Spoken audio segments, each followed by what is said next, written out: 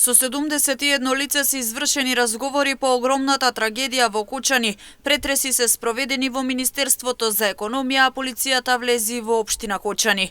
Како што посочи министерот за внатрешни работи Панче Тошковски, на 14 лица им е одреден притвор во време траење од 48 часа. Вкупно се извршени разговори со 71 лица, од кои 42 лица во Скопје и 29 лица во Кочани.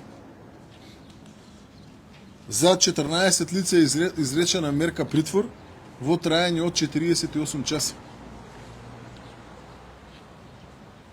11 лица има одредена мерка притвор во врска со постоење на основи за сомнение за сторено кривично дело 292 тешки дела против општата сигурност во врска со член 288 предизвикување на општа опасност, додека на 3 лица има одреден притвор во траење од 48 часа по член 353 В несовесно работење. Извршени се претреси, како што кажав и вчера, на 2 лица вработени во Министерство за економија поврзани со предметниот кривично правен настан, при што одземени се техничка опрема, документација, оружје, муниција и така натаму.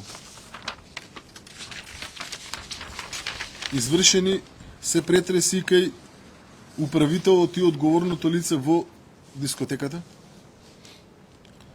Денеска полициски службеници од одделот за крим полиција и одделот за организиран криминал влегоа и во општината и се превземаат мерки и активности во насока на обезбедување на документација поврзана со дискотеката. За целосна истрага разрешени се раководни лица од Оделението за внатрешни работи Кочани и секторот за внатрешни работи Штип.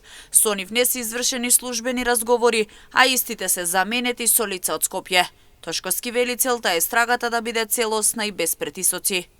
Дека за да обезбедиме целосно, независна и ефикасна истрага, донесов одлука за разрешување на раководни лица во локалната полиција во ОВР Кочани и СВР Штип и нивно заменување со полиски службеници кои не се од овие места, односно се од Скопје. Ваквата одлука не прејудицира никаква вина, туку е чекор кој треба да гарантира дека процесот ќе се одвива без притисоци, сомнежи или влијание. Во моменти како овие клучно е институциите да работат со највисока транспарентност и професионалност. Во меѓувреме кобната вечер во пожарот со повреди се здобиле 196 лица, од кои 20 деца. 93 повредени се на лекување во скопските болници, а 80 се препратени во странство.